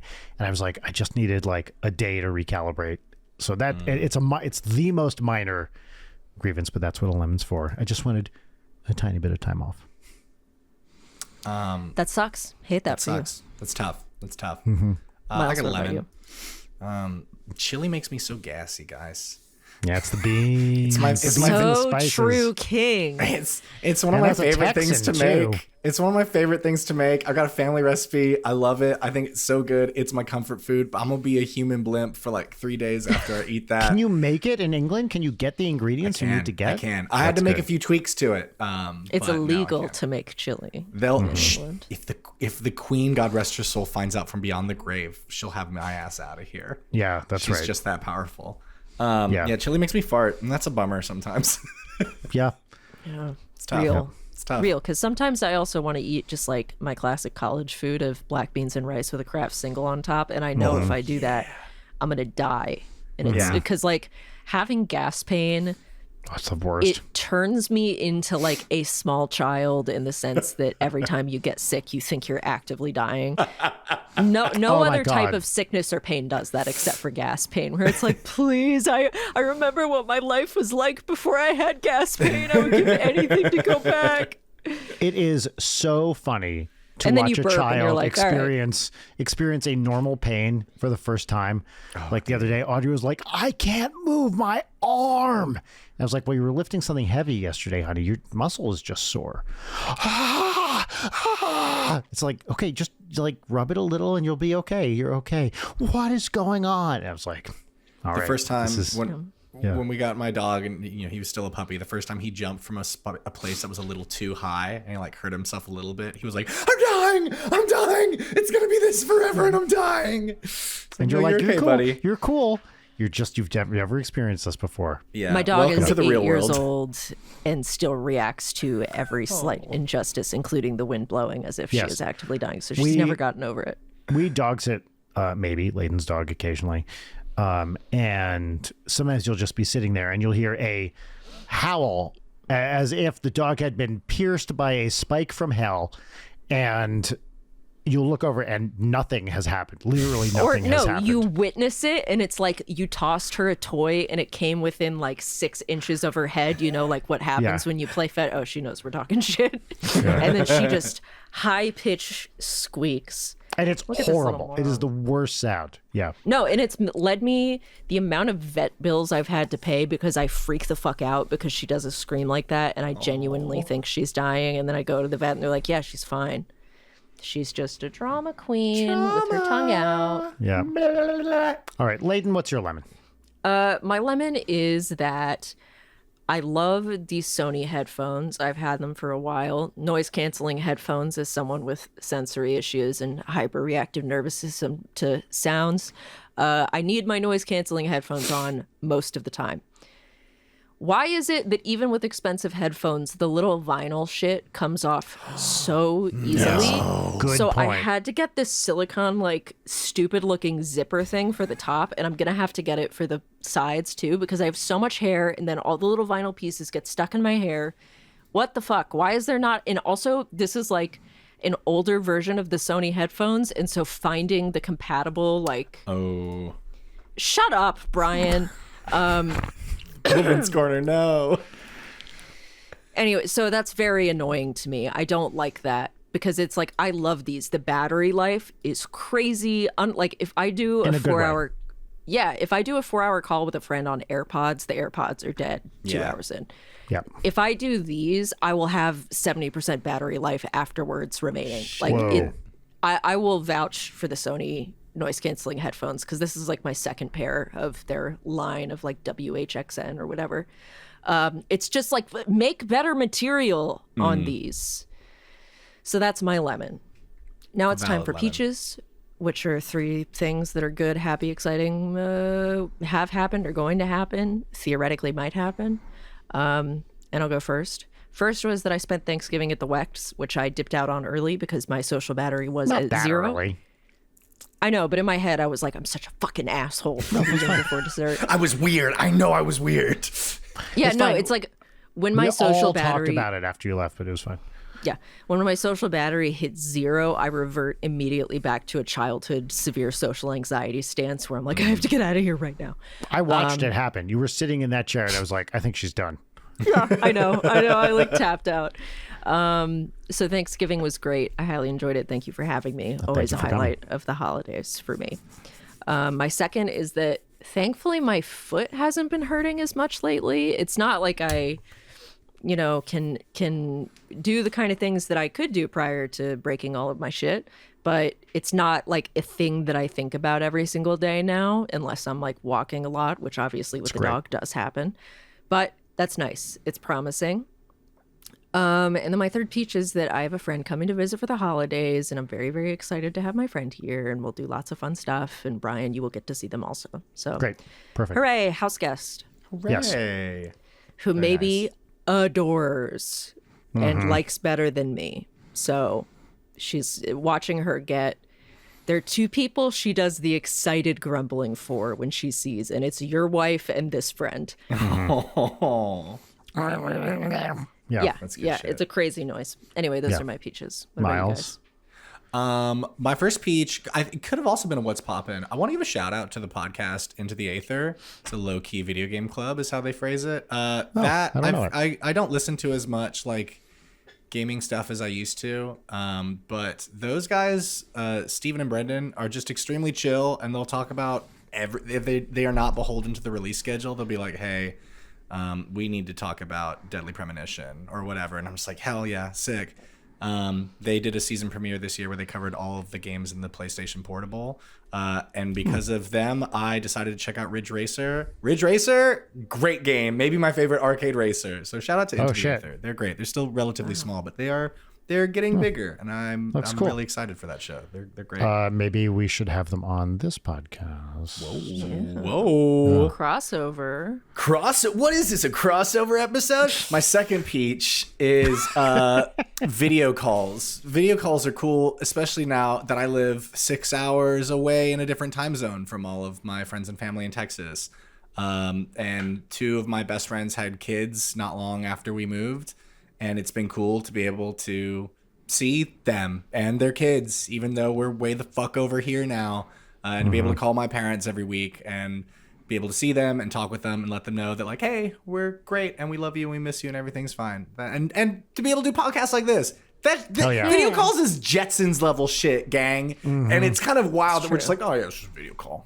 I gotta turn on the FaceTime. It's fucking cool. It's crazy. And when I sit down and think about it for too long, it breaks my little brain. It's nuts. Video calls are cool. It's magic. It's magic. I don't want to know how a computer works. Don't tell me. It's magic. There's magic gnomes inside this machine that are making it all work, and I refuse. They're in the hobbit hole. Those pixels around, yeah. Hobbit holes, yeah. And my last peach, I'm gonna go with. I had a few written down. I think I'm gonna go with soup season. And yeah, Soup season. some of that soup is chili, and some of that chili makes me gassy. But in general, I really like to cook. And there's nothing more relaxing than a one-pot meal of just like, I'm going to dice up some nice Very much ingredients. so. I'm going to spice it. I'm going to simmer it. And then the whole apartment is going to smell so good for the rest of the day. And I can just leave it there. In fact, the longer I leave it there and do nothing and just let it be warm, the better it's going to taste while I do other stuff. I fucking love making Yeah, soups. little dip in bread. One of our Nice go-to- crusty baguette. go-to UK one-pot meals was rabbit bean stew. Whoa. We'd go get a rabbit, and we had Put it in the pot live, like you do with a lobster. Of course you do. Melt all the hair off. Fatal attraction type shit. Yeah, that's right. Shit, this looks good. Yeah. In fact, we had a local butcher. We were just talking about this story. Were you here when Rachel was saying this, Layton? Yeah, we had a butcher in London, and it was like at a street market kind of thing. And we bought a rabbit, and he goes, you want me to chop it up for you? And we're like, sure. This guy takes out a cleaver and just goes, bam, bam, chops it into 4 pieces. And that was it. And we were like, okay. But yeah, I love UK meats that you can't as easily get in the States. Rabbit beans stew. All right. Yeah. I'm going to have to check that out. Like rabbit and white bean, yeah. Brian. Is it my turn? Yes. Tell me of your peaches. Well, my first peach was also the same as Layton's. We had Thanksgiving here. We had some lovely friends, including Layton and Jory, and a bunch of other people, and we just had a great time. People brought stuff, we cooked stuff. It was a lovely day. Because I couldn't make a chocolate chess pie, your daughter made a very, very good chocolate chess pie, which I love passing the tradition onwards. She had some real bangers in terms of jokes. Oh my God. And she had one, okay, Jory was talking about how his mother couldn't remember something. And this child, under her breath, goes, she's probably drunk. Holy shit. Destroyed me. You have to talk about the one that made Rachel cry, though.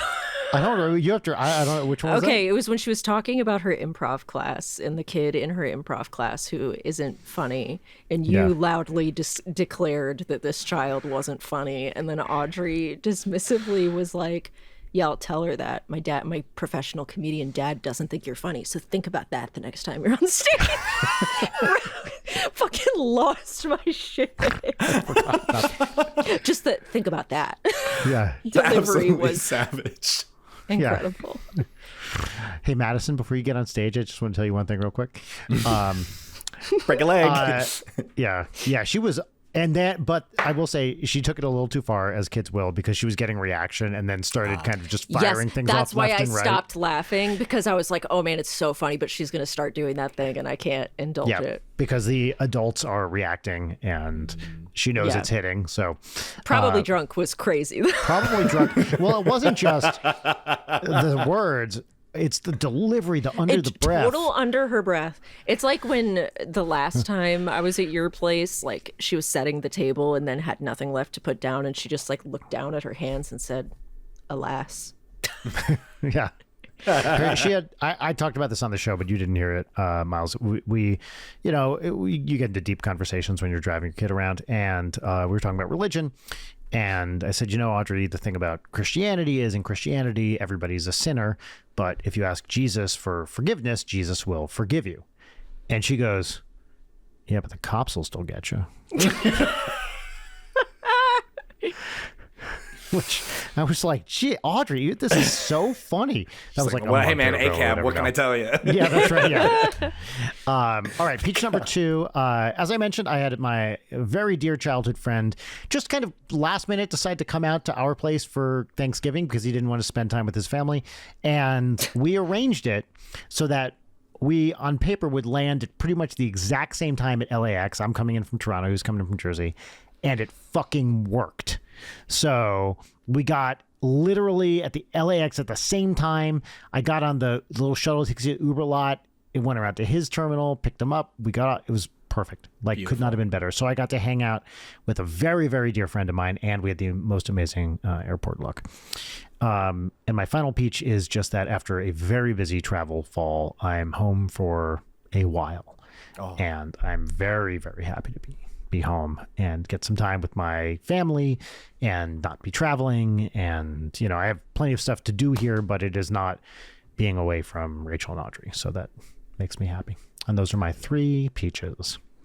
And that brings us to the end of this episode. Miles, every year recording with you is one of my favorite things we do on this show. If truly. Not my favorite. And we all had a nice little bev. It's Saturday. We're vibing with a buddy. Yep. Always a joy to see you. You're the best. Absolutely the best. I couldn't agree more. This is like, we get to like mid-October. I'm like, oh shit, it's almost Miles season.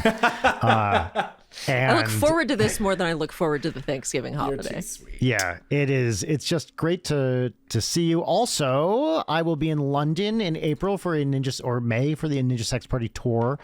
So we'll get to hang out then. Let's do Hopefully that. you're around. I'll be in touch as that gets closer. But also, obviously you're on the guest list, Miles. Like, don't even consider buying a ticket for the show. So I look forward to seeing you in person in a few months. Oh man, I can't wait. This is always great. It's like just my little friend check-in with you guys, and yeah, I'm always happy to be here. Thank you so much, and thank you for promising me here in front of God and everyone that you're going to watch Toxic Love as soon as this episode is over. Absolutely. Because it's just the horniest thing I've ever seen. I will. Yeah. Yeah. I would. Is there anything you want to plug other than Toxic Love? Is there anything I want to plug? Hey, go out and try and be a part of your community. That's the thing I want to plug. That's the thing I started doing after I moved here because things are getting a little wacky outside these days. And it can be very easy to feel like you have no control over anything in your life. And that's not true. You can get involved in your local community and do stuff. And not only does it make you feel better, it also helps people. Even if it's just meeting your neighbors that you haven't met and being like, if you need anything, here's my number. That shit can be cool. That's what I want to plug, is do that. That's the best plug of all time. And I'm about to do the second best plug of all time, which is patreon.com/late Yeah, that's how you contribute to your local community. And we do have a community on the Discord. If you pay $5 a month, join us. Yeah, lovely people. All right, well, bye-bye. Bye, everybody. Until next time. Wow, and a big yawn for maybe. Late Night is produced by Brian Wecht and Leighton Gray. Sign up for our Patreon at patreon.com/LeightonNight. Follow us on Twitter at @LeightonNight, on Instagram at @Leighton_night, or email us at leightonnight@gmail.com.